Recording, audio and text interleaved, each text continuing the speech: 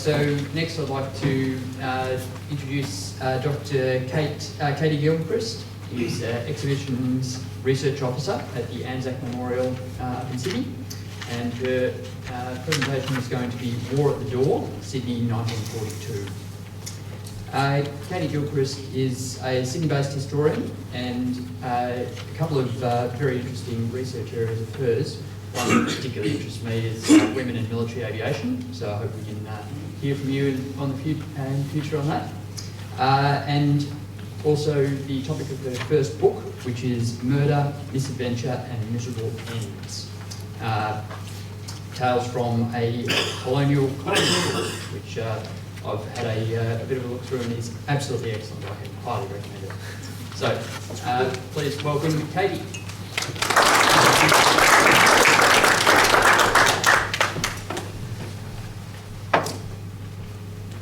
Thanks, David, and thanks for having me.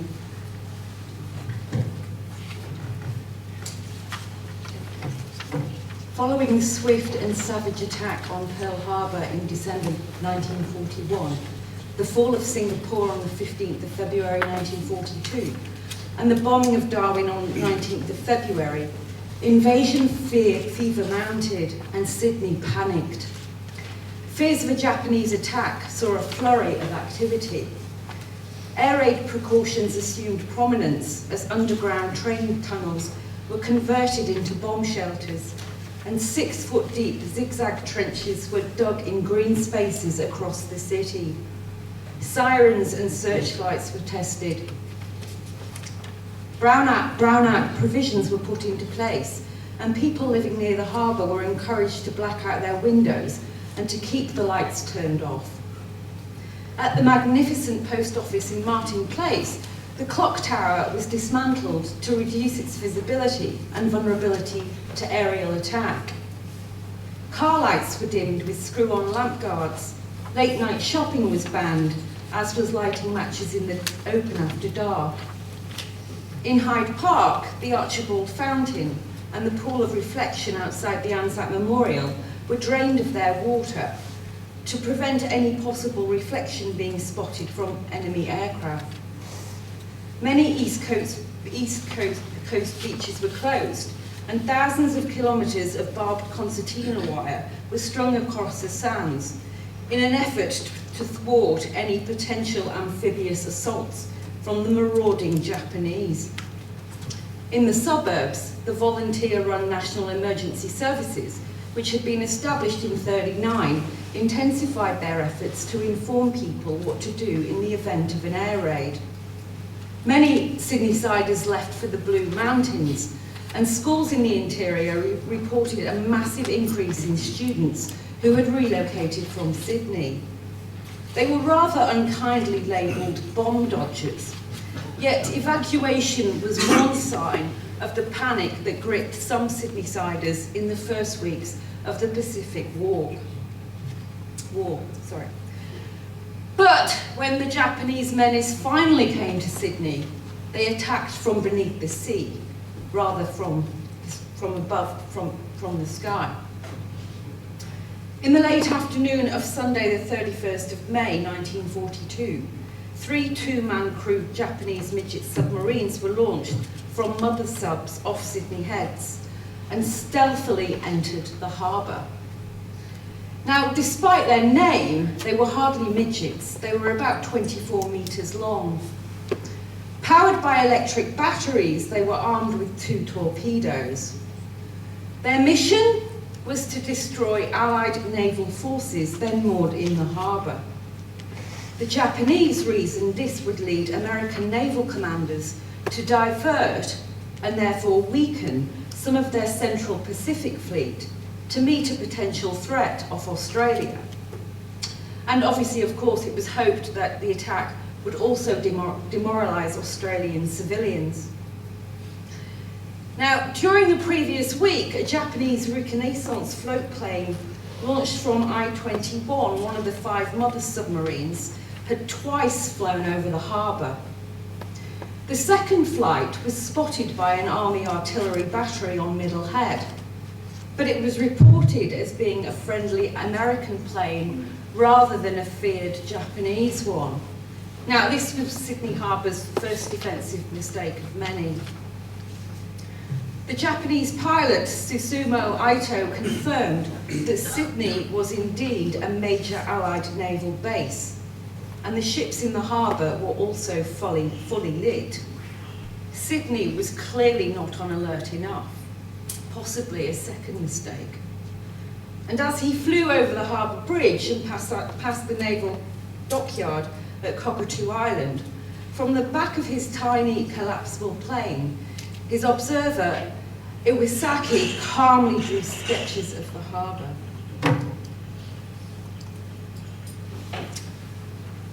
So, although it housed a major Allied naval base, the defences around Sydney Harbour were actually rather woeful. An anti-submarine boom net had been laid across the harbour mouth between Greenpoint on Inner South Head and George's Head on the North Shore. Yet it was incomplete and it was possible to get through. Warnings of submarine crossings were meant to come from indicator loops, which were cables on the harbour floor that detected metal passing over them. So when a vessel passed, they recorded the event as signatures, and these were read at the indicator loop station at the harbour entrance on South Head. But in May 1942, at least 2 of the 8 indicator loops were not working. On the 31st of May, at around 8 p.m, one of the loops recorded a vessel passing down the harbour. Another was noted just before 10 to 10. They were both Japanese subs, but for some reason, those at duty at the indicator station did not report them as irregularities, possibly the third mistake. Furthermore, the harbour patrol force was small, inadequately armed, and had insufficient anti-submarine warfare training. Sea patrols outside the harbour were notably lacking. And on the dark, windy night of the raid, communications between ships in the harbour and the coastal fortification sites dotted around the harbour were dreadfully unreliable. The bold and audacious Japanese plan might have had devastating consequences for Allied shipping in Sydney, and hundreds of naval lives might have been lost. However, for the Japanese, it soon turned into a doomed tragedy. The first submarine, piloted by Lieutenant Chuma, the first submarine to arrive, became tangled and trapped in the steel mesh of the anti-torpedo boom net near the Soham Pigs Reef between Camp Cove and George's Head. It was seen around about 8:15 p.m. by Jimmy Cargill, a maritime services board watchman in a rowing boat, who observed something suspicious. Was it a mine, or was it an enemy submarine? He quickly raised the alarm. Yet the discovery of something suspicious in the net took until approximately 20 past 10 to be confirmed as a sub, and it was not until 7 minutes later that a signal was made for ships in the harbour to take anti-submarine precautions.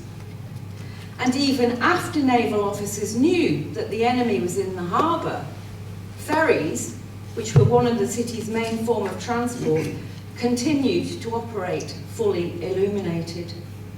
According to the historian Peter Gross, this decision was just plain balmy. Indeed, there was much dithering by those in charge.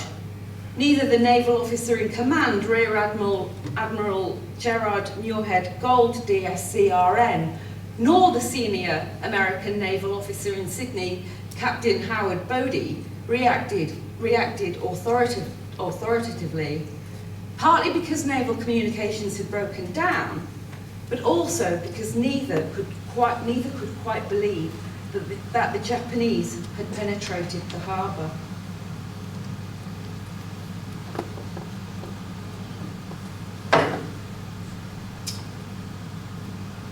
The patrol boat HMAS Olita depth charged the sub 3 times.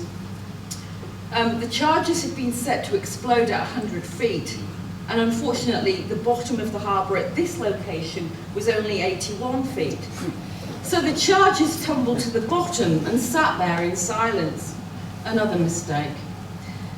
Caught in the net, the helpless two-man crew determined on Jabaku, self-destruction.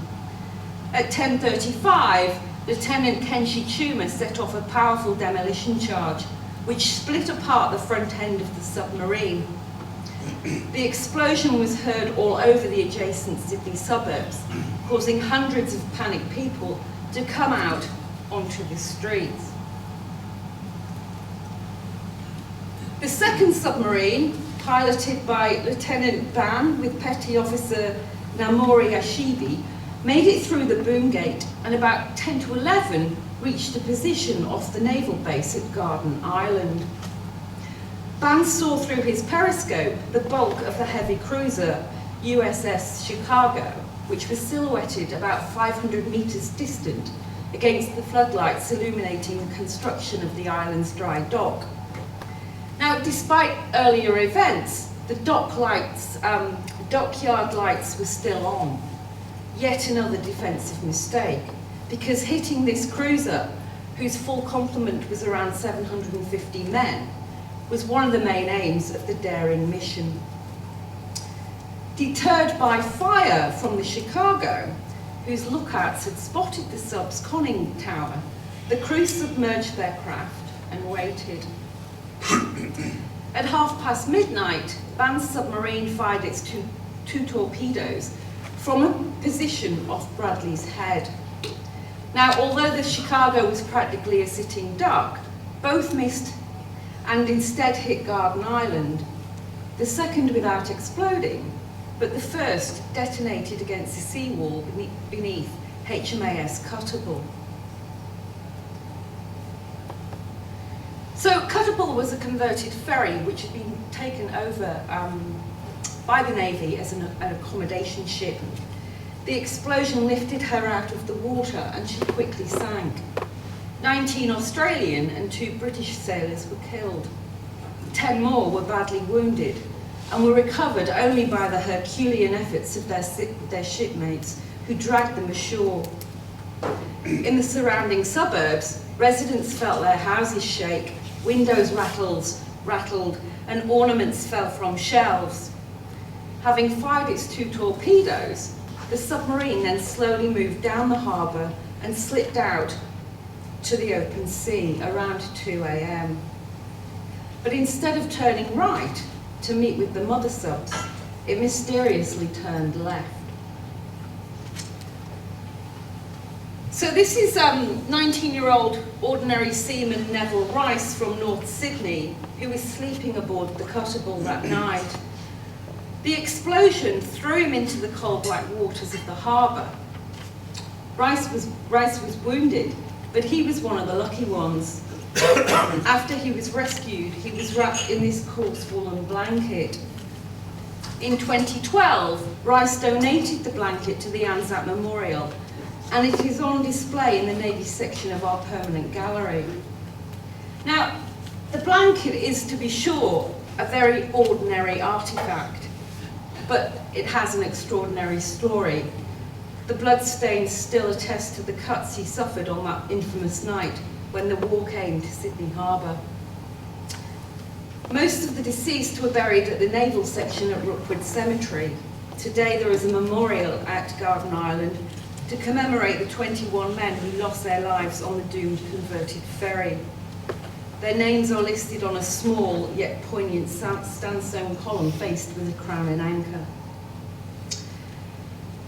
So the sound of depth charges, the scuttling of the first sub and the explosion which sank Cuttable contributed to the confusion and chaos on and around the harbour. Warships fired at shadows and supposed sightings. Searchlights probed the sky, and many Sydneysiders panicked that the long-anticipated Japanese invasion had begun. In the absence of any official information, wild rumours spread. Shortly after 1 a.m. and almost 5 hours after the first sub had been spotted, Admiral Muirhead Gould at last confirmed that Japanese subs were indeed in the harbour. The American ships Chicago and Perkins were ordered out, and it would be the small auxiliary launches equipped with depth charges which would play a vital part in hunting down and destroying the third submarine. Piloted by Lieutenant Matsuo on the left and Petty Officer Suzuku on the right, their sub was damaged when it was rammed by the Yandra and then depth charged about 11 p.m. They got away, and at some point Matsuo tried but failed to fire torpedoes at HMAS Canberra, which was then moored at Farm Cove near to the site of the Opera House. Shortly before dawn on the 1st of June, the sub was tracked down and depth charged in Taylor's Bay, just north of Bradley's Head. To avoid capture, surrender, and military dishonour, the Japanese crew suicided. It is believed that Matsuo killed his navigator with a one-shot to the back of the head. Then he turned his pistol on himself. The Japanese midget submarine attack on Sydney had, for now at least, come to an end. At sea off Port Hacking, south of Sydney, the 5 mother submarines waited for 3 days for the men they sensed would never return. Susumu Aito remembered the feeling on board I-21. Everyone felt great sorrow. It showed on their faces. So the following morning, on the 1st of June, wartime censorship prevented Sydneysiders from reading in the newspapers about what exactly had happened. Probably because nobody was quite sure. And the government did not want further panic. But most Sydneysiders had a story to tell about the wild night, and today the incident is remarkably well documented in oral histories. In the days that followed, the 2 submarines were recovered from the harbour. The bodies of the 4 submariners were placed in the Sydney morgue. It was the biggest war story yet to involve Australia's oldest city. Headline followed headline, along with graphic pictures of submarines suspended lifeless from steel hawsers and large maritime cranes. Raising the sunken and damaged midgets was particularly delicate, involving brave and skillful effort. Tuma's sub, for example, still had 1 demolition charge and 2 unfired torpedoes to disarm.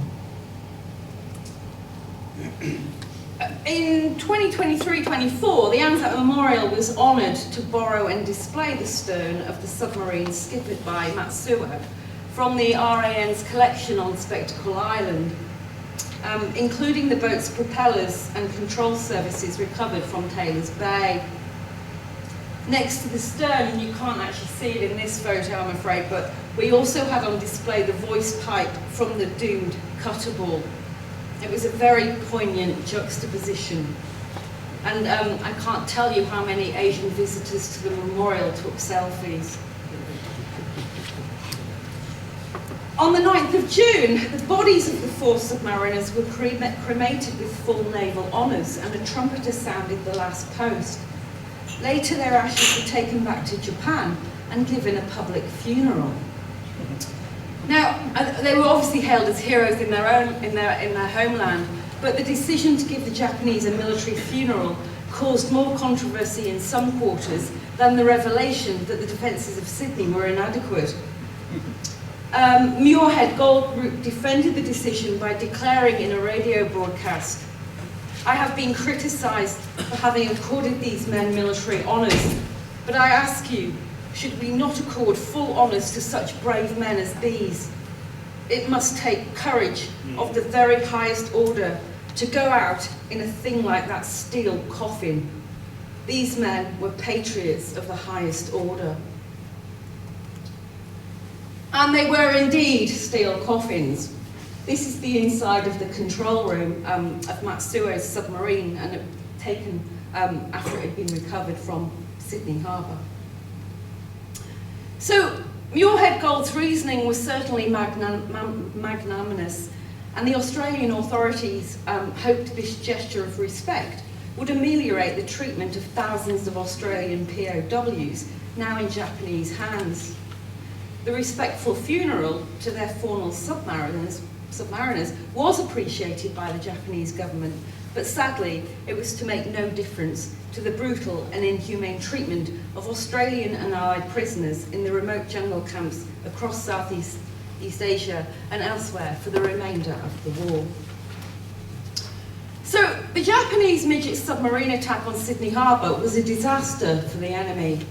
Mission unaccomplished and 6 brave warriors dead. But it was also in some ways a disaster for the defenders of Sydney Harbour too. The large warships in the harbour, including Chicago and Canberra, had been spared more by good luck than anything else. As the official historian Herman Gill noted, luck was certainly on the side of the defenders and was undeserved in the early stages when inactivity and indecision were manifested. Indeed, hundreds might have perished. The bombing of Darwin on the 19th of February, by way of comparison, had resulted in the near destruction of the town and many nearby airstrips, the loss of 9 ships and 11 others damaged, and more than, we're not quite sure how many civilians and service lives were gone forever, but it was more than 250. But unlike Darwin, there was no official inquiry made after the attack on Sydney. Muirhead Gold simply wrote a couple of meagre reports which were accepted at face value. Had there been an official investigation, it would have revealed serious flaws in the harbour's defences and the failure of those in command to act more decisively. It would have also perhaps revealed the gallantry of many of the harbour's defenders that night and made them household names. So what happened to the sub that got away? Van's midship submarine had left Sydney Harbour as it had arrived, undetected, and it subsequently disappeared. For a further 64 years, its fate remained unknown. In 2006, recreational divers discovered the wreck, lying 3 kilometres off Newport on Sydney's northern beaches. Its torpedo tubes were empty, which confirmed its identity, yet the discovery did not explain the fate of the crew who perished. Maybe they tried to swim ashore. Perhaps they slowly ran out of oxygen in their tiny steel coffin. Although a pistol shot to the head was rather more likely, given what we know of their comrades and contemporary ideas about Japanese military honour. The wreck site has since been declared a protected zone to ensure the protection of the wreck, its relics, and any human remains. Now, in a what-if scenario, banned submarine scuttling charges had not been fired. Yet if the crew had chosen to detonate close to the Chicago in suicide bomber fashion, the story of Sydney's war and that infamous night on the harbour might have been rather different. We can only wonder. After the 2 submarines had been recovered and examined for intelligence clues, the authorities sold off small pieces of them as souvenirs to aid the war effort and fund various sailors' associations. Souvenir models and postcards of the salvage subs were also made, like this one in the Anzac Memorial's collection.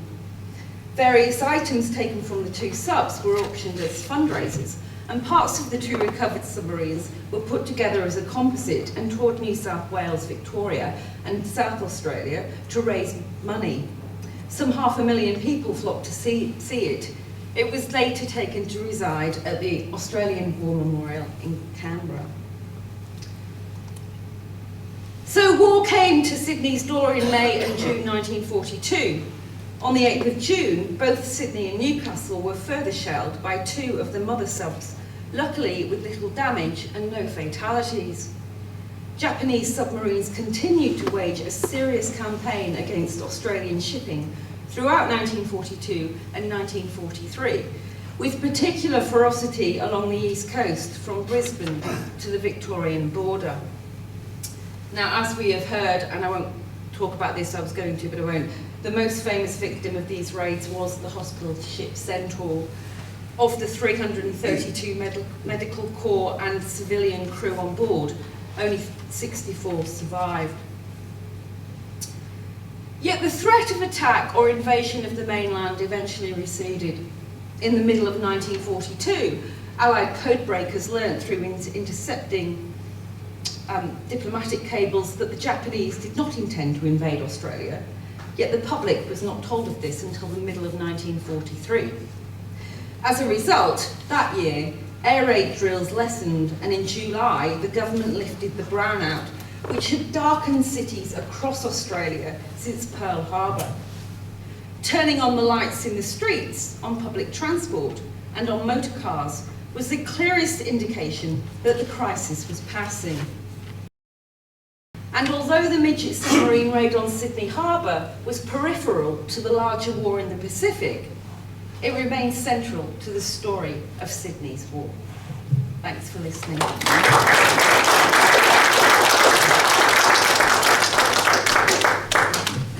Thank you, Katie. That was an excellent presentation and some absolutely stunning examples of military incompetence there.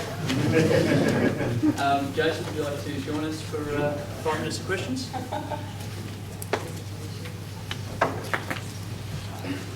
David. Yes, I've got a hypothesis with regards to Muirhead Gould's action in giving a military funeral to the 4 submariners, Japanese submariners, and then sending their ashes back with Matsuo, the plenipotentiary, back to Singapore and Japan.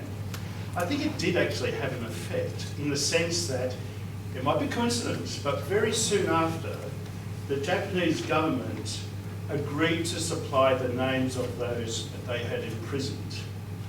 Up until then, they refused to participate to collaborate with the Red Cross. But soon after, they did agree with the Australian government and the Red Cross to the Australian government to provide the names of those who were incarcerated. Just worth pursuing. No, I think that's a really interesting idea. I don't have a definitive answer, but we do know that people didn't know where loved ones were, where they'd been taken. Correct.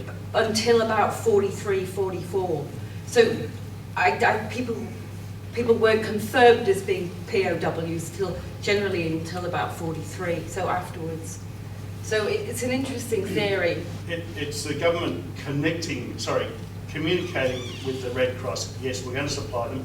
We don't know where these prisoners are because they've been moved all over the place, but there was agreement to do it. Yeah, right. Well, to Jason, some people might know, probably more than some here, that the Japs prosecuted a campaign in the second half of the Second World War, using balloons, with incendiary devices, and calculated through the meteorological section of the Air Force that the jet streams had a certain speed and capacity to take them across and drop them on the west coast of America. And they sent a lot across, and many of them were captured, which were hung up in trees and so forth. I'm not sure what damage they did, but none. Yeah. The other thing is, I wanted to know, did the RAAF administer the radar stations on land in Australia? I don't know. yes, they did. Yeah, they did. Yes, they did. Yeah. No, so that, yeah, I wasn't entirely sure, but that's it. Yeah, no, thank you. Yes. Jason, in terms of the overflight of Melbourne, even though there had been sporadic sightings of the aircraft, was there acknowledgement by the authorities at the time that there was actually an overflight, or did that knowledge become confirmed after the incident or after the war? There was no major acknowledgement of it. There was I found a small article in a newspaper talking about a plane flying over, but most of the conversation about it at the time was people saying they thought they saw it. as soon as it became public knowledge, everyone thought they saw it. Yeah. So sifting through that and trying to find out its actual flight path was an adventure. Yeah. Yeah. Thank you. For Catie, regarding the perhaps response on the night of the raid, it's attack in Sydney Harbour. Do you know much, or have you come across much about the, I guess, the confusion response? Because apparently there was a lot of firing going on from ships in the harbour as they realised what was happening and started to open up. And I think even from the Chicago. And years ago when I was staying in Sydney, I was taken by family, a state hospital, taken by family to a nearby building and shown some damage, possibly direct hit or shrapnel damage from things like that. Yeah. So I'm not sure what the calibre was, but there was apparently firing across the harbour and some of it hit buildings. Yeah, no, Fort Denison was hit at one point. But I think the best example of incompetence that night was after Chicago had targeted what it thought was a sub, which it was, Bodie actually got in touch with Muirhead Gold and apologised for his crew to fire in the harbour without his permission, because he still didn't believe there was a sub in the harbour when, you know, there was clearly one caught in the net that had destructed itself. I think that's the level of incompetence on the night. Yeah. Yep, one last question. Sorry. Dave? Cargill, who was the Scottish merchantman who first reported to the 21-year-old captain of the Yaroma, had to persuade him for 2 hours. I know. To send someone out in a skiff. Cargill offered his own skiff to go and have a look, to look at it, whereas the 21-year-old said no, it's just junk or it's a mine. You know, so for 2 hours he wouldn't believe Cargill. No, I know. Yeah. But just to end on a positive note, Cargill was Cargill was the greatest beneficiary of the night because he got awarded 40 quid. And his mate, I think, was it William Nagel? Yeah, is that his name? He got a tenner for doing what they did, but nobody else got decorated. That was his mate, was it? Yeah. All right. Can you please join me in thanking Kate?